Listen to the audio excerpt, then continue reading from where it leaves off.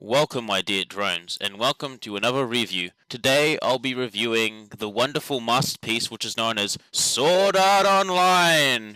Yeah, not even hold your applause at once. So my first impressions, when I first got into the show, I thought it'd be a good show, but oh how boy I was wrong. After 6 months of thinking about it, and yes, it did take me 6 months because this is like during a period of time when I got into anime, and this was recommended to me when I was in hospital. Fucking people lied to me, goddammit. Story. In the year 2022, humanity has managed to make a completely virtual environment. Welcome to spreading autism online. Oh wait a minute. That's my job, motherfucker! The premise of Sword Art Online is pretty much a trapped in the video game world with a kind of setting, with a twist that if you die in the game, you die for real. Ooh. And I would like to add that as a player of video games myself, I could easily relate, and I thought it was a pretty cool idea, along with most of the anime community. In fact, this series, when it first came out, became quite famous and infamous, and in case you've been living under a rock, it's pretty much the meta-narrative example of everything that can go wrong in anime goes wrong, for a multitude of reasons. And yes, this is going to be another one of those By the Dozen Sword Online Season 1 is shit review, and if you're looking for a new take on it, you're not going to find it here. You might as well watch Roger Smith's 2004 video or the Anime Snobs videos about it. At least the humor wouldn't be so repetitive. But I'm going to try and make this fun, so enjoy this small rant and rave about my favorite train wreck series that I'll continue to watch until it stops being getting made. And I'm going to talk about the thing in general because I don't want to go into much detail because we'll be here all day, and honestly there isn't anything much I can add that hasn't been talked about before. I mean, fuck, even Digibro has talked about it better than I have, and I'm not exactly the biggest fan of him, but you know. One problem I had with Sword Online was the romance elements, which were the main focus of the story. Now, I have no problem with romance being in this anime. The problem is the fact that the romance elements, fuck, I can't speak English today, were poorly presented. One example is the romance between Kirito and Asuna, even though it's shown that they deeply care for each other. However, the problem is that because of the time skips in the show, we don't really see the transition of how they fell in love in the first place. Another problem with the romance element is that they had some sort of semi-incest romance with the main character Kirito and his sister. I think her name in the game is Sukuha, so we'll just call her Sukuha for now. Now, this part didn't bother me personally, but what did bother me was the fact it was poorly executed, with it being taken as nothing serious and seems like it was just added for fan service, which is a shame because they had some really good genuine moments in it, and I feel if they took it more seriously, it could have been very interesting. Another problem I had with the show was the fact that the show that seemed like it wanted to more reason to go that. Another problem I had with the show was the fact that the show that seemed like it wanted you to take it seriously, but you couldn't take it seriously because for some reason we have a harem in this story when a harem isn't needed in this type of story. And before you say that Sword Online isn't a harem, I'd like to state that it very much is a harem. I mean, Jesus Christ, man, you have Kirito trying to fuck another trick every episode.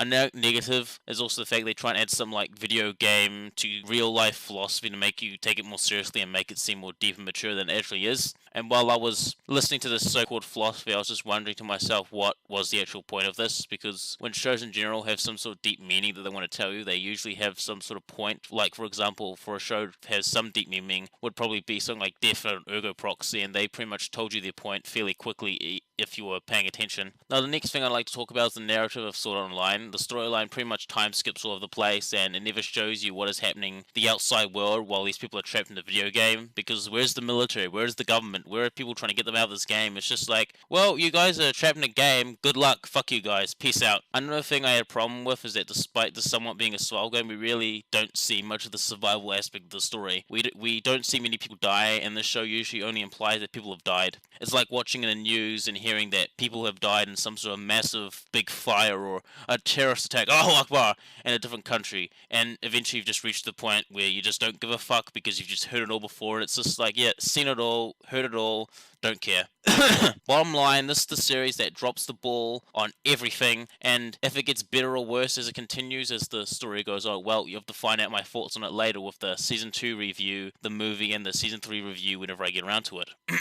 Characters. The main character is a bland Gary Stew who is overpowered, gets tricks, and makes other men look like jerks because reasons. The side characters are very one note. Also, these characters are the most bland I've seen in anime to date. There is no character development of all the shit these people had to go through. You would expect some of these people to have major psychological issues, but they don't. There's just no investment in these characters because of all the fucking time skips, and they don't have much of a personality, motherfucker. The villains in the show are very one note as well. For villains in the show, we have a troll, a rapist, and a group of people who kill people for fun. So pick your poison. Art. The animation is just a godsend in your eyes. The backgrounds are done fantastically. The fight scenes are good, and there's some pretty decent CGI. This is a show you should see in HD if you can. It has a pretty generic style to it, and the character designs are okay as well, but I wish they had put more effort into it.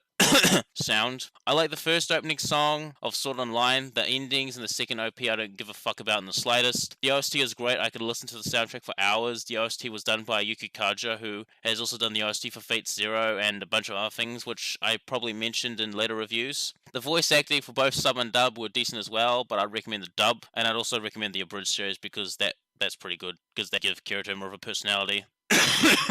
Enjoyment. Now, to Sword Online's credit, I can see that this anime had some great ideas for the story and characters, but it didn't put it to full use. I love the fight scenes and the OST, but other than that, it's pretty much bad in every other aspect. It's pretty much bad in every other aspect. So I liked it for very superficial reasons, because it's my favorite train wreck. overall, this is the type of show that took style over content, and when it tries to be deep, it ends up looking stupid and falling flat on its face. But the only positive I would have to say is that overall, that's an anime that's very easy to get into, so it's a good entry-level show for those who are new to anime. But if you have quite a bit of experience with anime, then probably you'll dislike the show for how much of a train wreck it is, even though I personally enjoy it along with a bunch of others. So this ends the review. I just wanted to wrap it up quickly because honestly I just wanted to get this one out of the way because the other reviews I want to do will be more hype. But also I just want to mention that because it was my birthday this month, we're going to be doing 2 videos this month instead of 1. So instead of 1 video on my drones, you're going to get 2 vids because I'm in such a good mood. So enjoy the next masterpiece series enjoy the next masterpiece of a series I'm going to review. Will not spoil, but you'll probably get it like a couple of minutes after this video has been uploaded, so enjoy my local drones. This is Bio Gundam, signing off.